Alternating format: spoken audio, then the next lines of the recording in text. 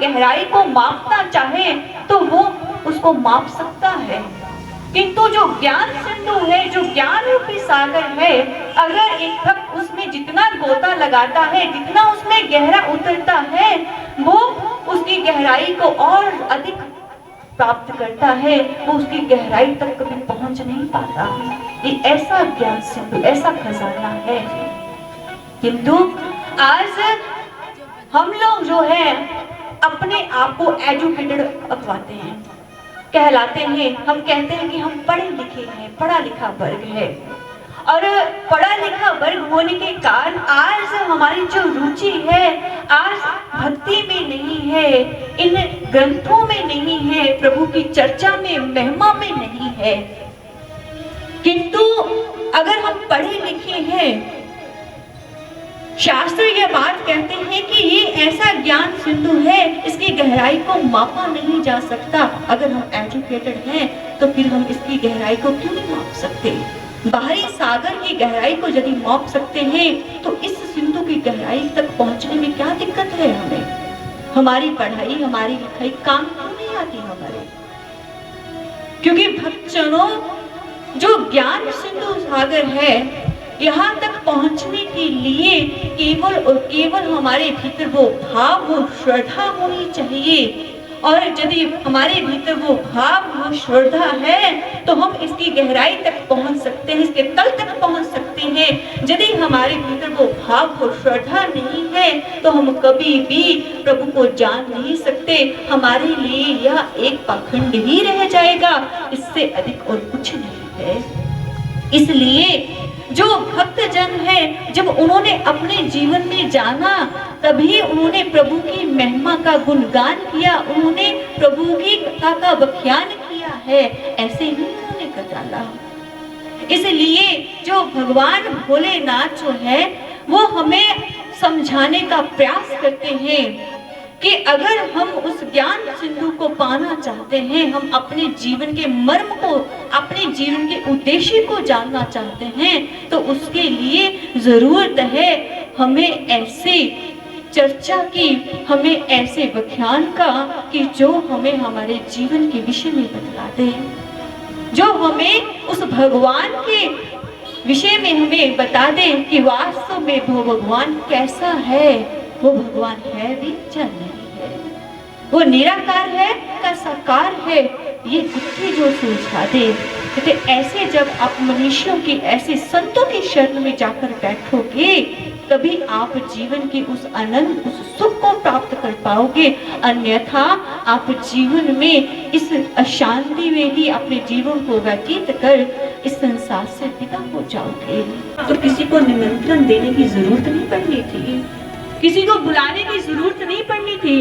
किंतु जो जब प्रभु की चर्चा होती है, जब प्रभु की महिमा का गुणगान, प्रभु की कथा श्रवण करने के लिए आप जरूर आइएगा। बार बार इस बात को दोहराना पड़ता है, ऐसा क्यों? आज यदि हम इस बात में रुचि नहीं लेते, हमारी भगवान में रुचि नहीं है, प्रति हमारा कभी जो ध्यान चला भी जाता है तो कब जाता है? जब हमारे जीवन में कोई ऐसी विपत्ति होती है, जब हमारे जीवन में कोई संकट की घड़ी आती है, तब जाकर हम भगवान को याद। जो नाम है वो केवल मात्र एक ऐसा साधन है कि जब संकट आया उसमें इस्तेमाल कर लिया, जब विपत्ति आई उसमें से उसको याद कर लिया। लेकिन भक्तजनों, ऐसे प्रभु को याद करने से कभी भी हम प्रभु की कृपा को प्राप्त नहीं कर सकते। चाहता है तो उसके लिए तुझे उस प्रभु को याद करना ही होगा। उस अवंतिका नगरी पर वो आक्रमण करने की सोचते हैं और इसी के तहत वो क्या करते हैं कि एकजुट हो जाते हैं और एकजुट होकर उस अवंतिका नगरी को घेर लेते हैं।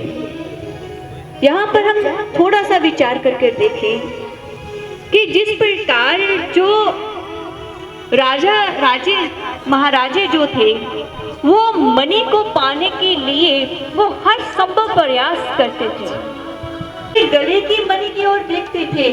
आज हम भी इस संसार में केवल मात्र जो प्रभु ने ये सुंदर सृष्टि जो रचना जो इसकी की है, इसके जो भौतिक सुख हमें प्रदान किए हैं, हम इस भौतिक जगत में इस सुखों को पाने के लिए ही दौड़ते हैं, किंतु जिसने रचना की है, जो रचयिता है, उसको पाने के लिए हमारे भीतर कोई जिज्ञासा उत्पन्न कभी नहीं होती। हम उसको पाने की कभी भी नहीं सोचते। हमारे हृदय में ऐसे कभी भाव जागृत नहीं होते कि हम उस प्रभु रूपी मणि को प्राप्त कर ले, अपने जीवन को सफल कर ले। हम केवल और केवल इस नश्वर संसार के पीछे ही भागते रहते हैं।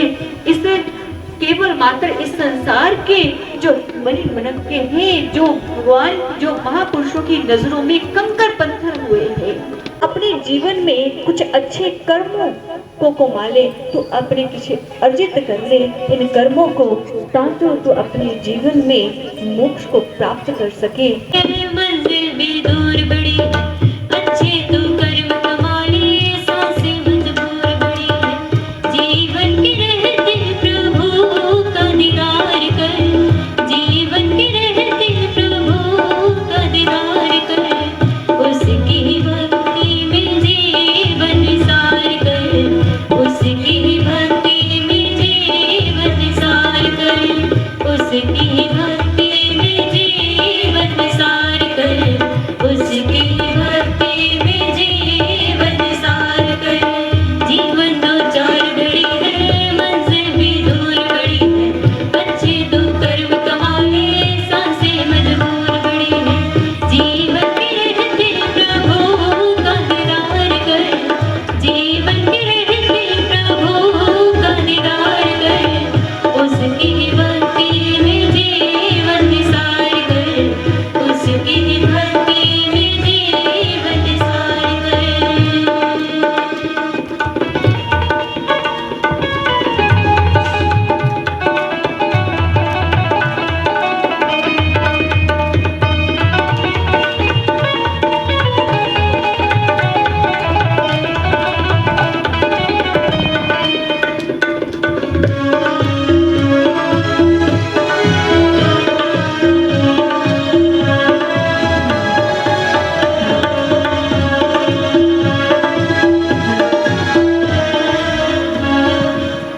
देखिए बेटा,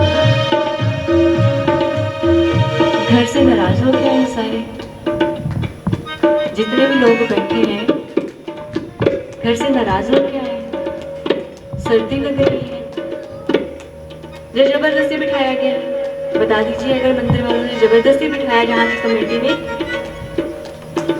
तो हम पूछ लेते हैं। हाँ जी, एक ही बहन जी है जो हर बात का रिस्पॉन्स देती है, बाकी तो सब मुझे लगता है यहाँ नाराज होकर बैठे हैं। ऐसा ही है ना, ऐसा ही है। देखिए, कहते हैं कि अगर सुर है ताल नहीं है तो बात नहीं बनती। कि बनती है? हाँ जी, भाई बताएंगे, बात बन जाती है। अगर सुर है ताल नहीं है तो क्या बात बन जाती है? नहीं ना। और अगर ताल है सुर नहीं है तो तब भी नहीं बात बनती। ध्यान से सुनेंगे, प्रवक्ता बोलता जाए तब भी बात बनने वाली है। अगर श्रोतागण ध्यान से सुनते हैं, प्रवक्ता ना बोले तब भी बात बनने वाली है। ऐसा ही है ना। तो फिर क्या होना चाहिए? साथ देना चाहिए ना। तभी तो पता चलेगा कि आप सुन रहे हो, तभी तो हमें भी आनंद आएगा सुनाने का, गुनगुनाने का, यदि आप ध्यान से श्रवण करोगे और साथ में पूरा सहयोग दोगे। सो दोनों हाथ अपने ताल में। जीवन दो चार घड़ी है, मंजिल भी दूर बड़ी है, अच्छे तो कर्म कमा ले, सांसें मजबूर बड़ी है। जीवन दो चार घड़ी है, मंजिल भी दूर बड़ी है, अच्छे तो कर्म कमा ले, सांसें मजबूर बड़ी है। जीवन के रहते प्रभु का दीदार कर,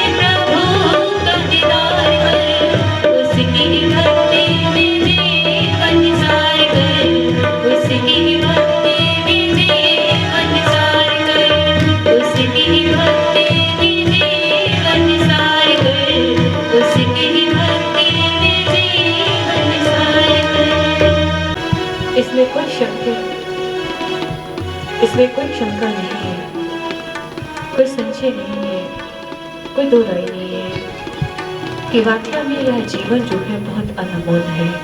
भगवान श्री कृष्ण अपनी वाणी में ये कहते हैं कि दुर्लभो मानुषो देहि देहि नाम शंभुः, कि यह जीवन बहुत ही दुर्लभ है किंतु क्षणिक है, यह चिरस्थायी नहीं है, बहुत लंबा नहीं है। कहते एक बार एक व्यक्ति ऊंट पर बैठकर किसी गांव में जा रहा था और जब वो उस गांव में पहुंचा तो वहां पर पहुंचकर उसे पता चला कि जो उस गांव का साहूकार है उसके घर में शादी है और वो सभी को भोजन करवाता है और दान दक्षिणा वो भेंट देता है। तो उस व्यक्ति के मन में ये बात घर कर गई कि क्यों ना पहले साहू घर के कार के घर में ही क्यों ना जाया जाए, वहां पर जाकर दान दक्षिणा ले ली जाए। अब वो क्या करता है, अपनी ऊंट को एक वृक्ष तले छाया में बांध देता है और स्वयं चल पड़ता है उस साहूकार के घर की ओर। जैसे ही वो उस साहूकार के घर की ओर बढ़ता है, वहां पर पहुंचता है तो साहूकार उनको बड़े प्रेम से भोजन जो है वो करवाते हैं और साथ में उनको क्या कहते हैं कि 4 आने दक्षिणा भेंट रूप में दे देते हैं। जैसे ही साहूकार ने उनको दक्षिणा दी तो उनको वह प्रेम से विदा करते हैं। अब इधर क्या होता है कि जिस स्थान पर उस व्यक्ति ने ऊंट को बांधा होता है वहां पर चोर आ जाते हैं और वो अपना काम कर जाते हैं। और जब वो व्यक्ति वहां पर पहुंचता है उस स्थान पर तो क्या देखता है कि वहां पर उसका ऊंट जो है वो नहीं है। तो वो माथे पे हाथ मारता है, कहने लगा कि हाय मेरा भाग्य कैसा है कि मैं 4 आने के प्रलोभन में आ गया, 4 आने की लालसा में मैंने अपना इतना महंगा जो ऊंट है उसको मैंने गवा दिया। भक्तजनों, यह बात जो है ये उस एक व्यक्ति की नहीं, ये हमारे प्रत्येक मानव के जीवन की घटना है। आज हम भी जो वो अमूल्य रत्न है, जो अमूल्य रत्न है, हम उसको पाने की बजाय हम इस नश्वर संसार के पीछे इस कदर दौड़ रहे हैं, इस कदर अंधे हो चुके हैं कि हमें इसकी चमक दमक में कुछ और दिखाई ही नहीं देता। भूल चुके हैं कि ये जीवन जो है ये क्षणिक है, चिरस्थायी नहीं है, लंबा नहीं है। पता नहीं एक श्वास ऊपर गया ये नीचे आएगा या नहीं आएगा, जीवन इतना है। और इसीलिए जो हमारे संत समाज है वो हमें समझाते हैं कि यह जो जीवन है ये शोरूम में रखी हुई कोई वस्तु नहीं है जो हम धन देकर इसको खरीद लेंगे, इसको फिर से हम इस जीवन को प्राप्त कर लेंगे। यह कोई किसी कलाकार की कोई कलाकृति नहीं है जिसे कि एक कलाकार फिर से दोबारा बना देगा। ये जीवन जो है ये क्षणिक है, जो एक बार 84 लाख योनियों के पश्चात जो हमें मिला है भक्ति के लिए। ये उस कोहिनूर हीरे की मानद है जो लाखों साल धरती की गोद में दबा रहता है, फिर जाकर लाखों सालों के पश्चात ये होंद में आता है। ऐसा है ये मानव जीवन। ये नहीं कि ये अब खत्म हो गया, हमें फिर से दूसरे दिन फिर से हमें नया जन्म मिल जाएगा, फिर से मानव का तन मिल जाएगा। अगर ऐसा ही होता तो क्यों इतने ग्रंथों की प्रभु जो भक्त हैं उन्होंने रचना क्यों की? क्यों प्रभु के दीदार के लिए, उसकी भक्ति के लिए जोर दिया जाता है? क्यों कहा जाता है कि ये मानव जो शरीर है ये बहुत दुर्लभ है, ये बार बार मिलने वाला नहीं है। कबीर साहब जी बहुत सुंदर अपनी वाणी में लिखते हैं कि जो फल पाके भोई गिरे बहुत न लागे डाल, कि जिस प्रकार कि यह जो फल एक है, जो पका हुआ फल अगर वृक्ष से अगर टूटकर गिर जाता है, अगर फिर से उसको डाल के साथ इंसान जोड़ना चाहे तो नहीं। ऐसे ही जो मानव जीवन दुर्लभ है, उतना बारंबार इसी मानव जीवन जो है ये दुर्लभ है, ये बार बार हमें मिलने शिवरात्रि ਦੇ ਸ਼ੁਭ ਅਵਸਰ ਦੇ ਉੱਤੇ ਸ਼ਹਿਰ ਦੇ ਵਿੱਚ ਬੜੀ ਧੂਮਧਾਮ ਨਾਲ ਸ਼ੋਭਾ ਯਾਤਰਾ ਵੀ ਜਿੱਦਾਂ ਕੱਢੀ ਗਈ ਆ ਔਰ ਕੱਲ ਨੂੰ ਸ਼ਿਵਰਾਤਰੀ ਦਾ ਬਹੁਤ ਵੱਡਾ ਤਿਉਹਾਰ ਆ ਜਿਹੜਾ ਪੂਰੇ ਵਿਸ਼ਵ ਦੇ ਵਿੱਚ ਬੜੀ ਧੂਮਧਾਮ ਨਾਲ ਮਨਾਇਆ ਜਾਂਦਾ। ਉਸ ਸੰਬੰਧ ਦੇ ਵਿੱਚ ਵਾਰਡ ਨੰਬਰ 43 ਮਹੱਲਾ ਸ਼ਾਸਤਰੀ ਨਗਰ ਵਿਖੇ ਮੇਰੇ ਵੱਡੇ ਵੀਰ, ਮੇਰੇ ਛੋਟੇ ਵੀਰ ਰਾਸ਼ਟਰੀ ਰਾਜਪੂਤ ਕਰਨੀ ਸੈਨਾ ਪੰਜਾਬ ਦੇ ਜਨਰਲ ਸੈਕਟਰੀ ਲੱਕੀ ਠਾਕਰ ਜੀ ਨੇ ਉਪਰਾਲਾ ਕਰਕੇ ਅੱਜ ਆਪਣੇ ਸ਼ਾਸਤਰੀ ਨਗਰ ਪਾਰਕ ਦੇ ਵਿੱਚ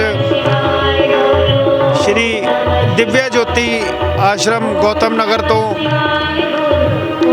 ਬੁਲਾ ਕੇ ਉਹਨਾਂ ਨੂੰ ਕੀਰਤਨ ਦਾ ਸੰਕੀਰਤਨ ਦਾ ਪ੍ਰੋਗਰਾਮ ਰੱਖਿਆ ਗਿਆ ਆ ਔਰ ਸਾਰੇ ਮਹੱਲੇ ਦੀ ਸੁੱਖ ਸ਼ਾਂਤੀ ਲਈ ਇਹ ਪ੍ਰੋਗਰਾਮ ਰੱਖਿਆ ਗਿਆ ਆ। ਮੈਂ ਪੂਰਬ ਪਾਰਸ਼ਦ ਹੋਣ ਦੇ ਨਾਤੇ ਸਮੂਹ ਮਹੱਲਾ ਨਿਵਾਸੀਆਂ ਨੂੰ ਔਰ ਖਾਸ ਕਰਕੇ ਲੱਕੀ ਠਾਕਰ ਜੀ ਜਿਹੜੇ ਰਾਸ਼ਟਰੀ ਰਾਜਪੂਤ ਕਰਨੀ ਸੈਨਾ ਦੇ ਜ਼ਿਲ੍ਹੇ ਪੰਜਾਬ ਦੇ ਜਨਰਲ ਸੈਕਟਰੀ ਨੇ ਸ਼ਿਵਰਾਤਰੀ ਦੇ ਮੌਸਮ ਦੇ ਉੱਤੇ ਲੱਖ ਲੱਖ ਵਧਾਈ ਔਰ ਸ਼ੁਭਕਾਮਨਾਵਾਂ ਦੇਣਾ ਔਰ ਭਗਵਾਨ ਭੋਲੇ ਸ਼ੰਕਰ ਇਸ ਮਹੱਲੇ ਤੇ ਆਪਣੀ ਕਿਰਪਾ ਬਣਾਈ ਰੱਖਣ ਕਿਉਂਕਿ ਪਿੱਛੇ ਇਸ ਮਹੱਲੇ ਦੇ ਬਹੁਤ ਅਚਨਚੇਤ ਮੌਤਾਂ ਹੋਈਆਂ ਆ। ਹੇ ਭੋਲੇ ਬਾਬਾ ਸਾਰੇ ਮਹੱਲੇ ਦੇ ਸਾਰੇ ਪਰਿਵਾਰਾਂ ਦੇ ਸੁੱਖ ਸ਼ਾਂਤੀ ਬਣਾਈ ਰੱਖੋ, ਜੇ ਸਾਰਾ ਮਹੱਲਾ ਆਪਣੇ ਘਰ ਖੁਸ਼ੀ ਮਨਾਵੇ ਔਰ ਇੱਦਾਂ ਹੀ ਇਹ ਖੁਸ਼ੀ ਨਾਲ ਇਹ ਪ੍ਰੋਗਰਾਮ ਕਰਵਾਉਂਦੇ ਰਹਿਣ। ਬਹੁਤ ਬਹੁਤ ਧੰਨਵਾਦ। ਫਿਰ ਇੱਕ ਵਾਰੀ ਸ਼ਿਵਰਾਤਰੀ ਦੀਆਂ ਬਹੁਤ ਬਹੁਤ ਵਧਾਈਆਂ ਔਰ ਸ਼ੁਭਕਾਮਨਾਵਾਂ। ਦੇਸ਼ ਦੇ ਸਭ ਨਾਲੋਂ ਵੱਡੇ ਪਾਵਨ ਉਤਸਵ ਮਹਾਸ਼ਿਵਰਾਤਰੀ ਦੇ ਪਾਵਨ ਉਤਸਵ ਦੇ ਉੱਤੇ ਦੇਸ਼ ਵਾਸੀਆਂ ਨੂੰ, ਸ਼ਹਿਰ ਵਾਸੀਆਂ ਨੂੰ ਬਹੁਤ ਹਾਰਦਿਕ ਸ਼ੁਭਕਾਮਨਾਵਾਂ। ਭਗਵਾਨ ਭੋਲੇਨਾਥ ਦੀ ਅਪਾਰ ਕਿਰਪਾ ਇਸ ਹੁਸ਼ਿਆਰਪੁਰ ਦੇ ਉੱਤੇ ਔਰ ਪੂਰੇ ਪੰਜਾਬ ਦੇ ਉੱਤੇ ਬਰਸਦੀ ਰਹੇ।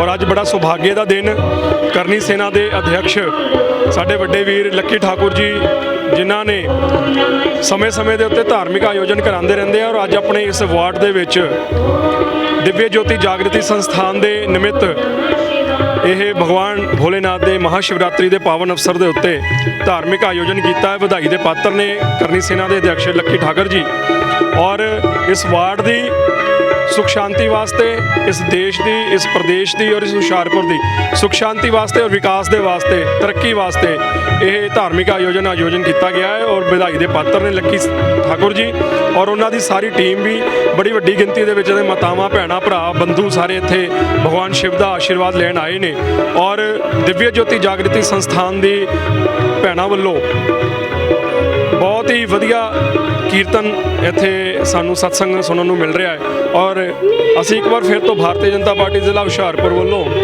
ਸਾਰੇ ਦੇਸ਼ ਵਾਸੀਆਂ ਨੂੰ, ਪ੍ਰਦੇਸ਼ ਵਾਸੀਆਂ ਨੂੰ ਮਹਾਸ਼ਿਵਰਾਤਰੀ ਦੀਆਂ ਸ਼ੁਭਕਾਮਨਾ ਦਿੰਦੇ ਹਾਂ ਔਰ ਭਗਵਾਨ ਸ਼ਿਵ ਦੀ ਅਪਾਰ ਕਿਰਪਾ ਸਾਡੇ ਸਾਰਿਆਂ ਤੇ ਬਣੀ ਰਹੇ ਐਸੀ ਕਾਮਨਾ ਕਰਦੇ ਹਾਂ। ॐ शिवे ॐ शिव परात्परा शिव ओंकारा शिव तव शरणं हे शिव शंकर भवानी शंकर उमा महेश्वर तव शरणं। ॐ शिवे ॐ शिव परात्परा शिव ओंकारा शिव तव शरणं हे शिव शंकर भवानी शंकर उमा महेश्वर तव शरणं। ॐ शिवे ॐ शिव परात्परा शिव ओंकारा शिव तव शरणं हे शिव शंकर भवानी शंकर उमा महेश्वर तव शरणं।